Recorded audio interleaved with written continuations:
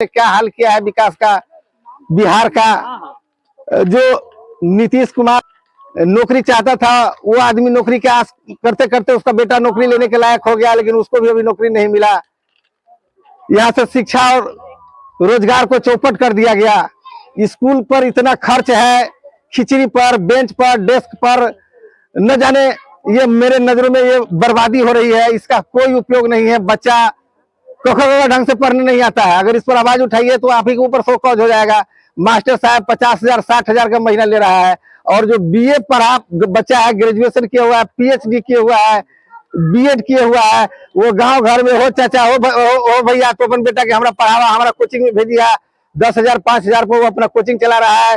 सरकार उसके कोचिंग में इन्वेस्टिगेशन विभाग के तरह तरह के पदाधिकारी को भेज करके उस कोचिंग को भी बंद कर देता है। और इनको महीना के अंत में ईआरसी पर, सीआरसी पर, बीआरसी पर न जाने कौन कौन ट्रेनिंग दे करके इनको क्या सिखाया जाता है कि शिक्षा दिन पर दिन बदतर होता जा रहा है। ये हो गई शिक्षा की बात।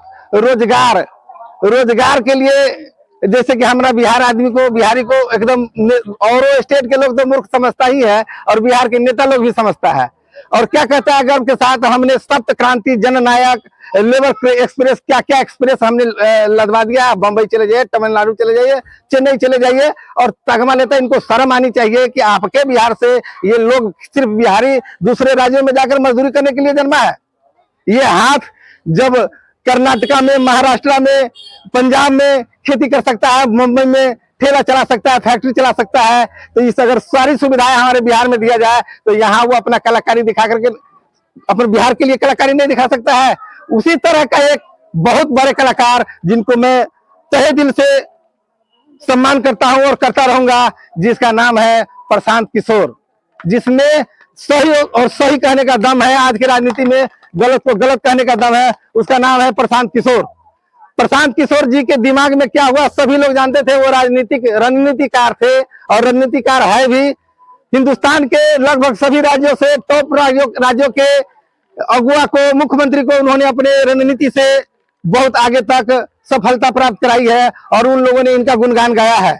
और ये आदमी देश दुनिया के लिए राजनीति करते करते, रणनीति बनाते बनाते इनके दिमाग में क्या आया, माता जनक जननी सीता माता की धरती इनके दिमाग में, शायद बिहार और बिहारियत के लिए, यहाँ के युवा के लिए, यहाँ के माता बहनों के लिए एक दिमाग घुमा दिया कि आप बिहार के लिए, बिहार के कल्याण के लिए काम करो। और वो आदमी जिसके पास सब सुख, सब सुविधा की वस्तु है, वो चाहे तो देश विदेश में अपने ऐशो आराम की जिंदगी अपने परिवार के साथ जी सकता है। इस देश में अच्छे से अच्छे पद पर जा सकता है, अपने बच्चों को, अपने सगे संबंधी को पहुंचा सकता है। लेकिन धन्यवाद करूंगा ऐसे व्यक्ति को जिन्होंने बिहार और बिहारियत के लिए सबसे टकरा गया। तो नीतीश हो, रामविलास हो, सुशील मोदी हो, ये जितनी भी पार्टियां हैं, सारे पार्टी से वो टकरा गया। और हमारी पार्टी जन स्वराज, इनका तो अभी तक छाप भी नहीं आया है।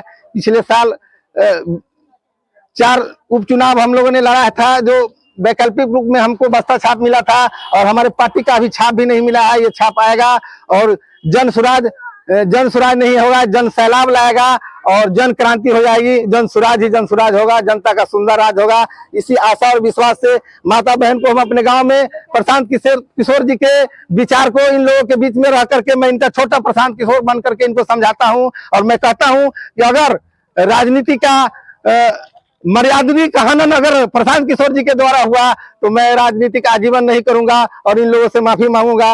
अपने बच्चों को भी कहूंगा कभी राजनीति में नहीं जाना, क्योंकि सब लोग केजरीवाल नहीं होता है, और सब लोग बेवकूफ ही नहीं होता है। इसी मिट्टी में 100 में 70 बेईमान, फिर भी मेरा देश महान।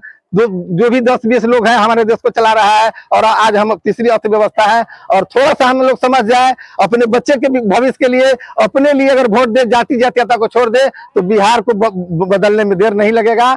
हम जय बिहार, जय जय बिहार, इन्हीं बातों के साथ मैं अपनी वाणी को विराम देता हूँ।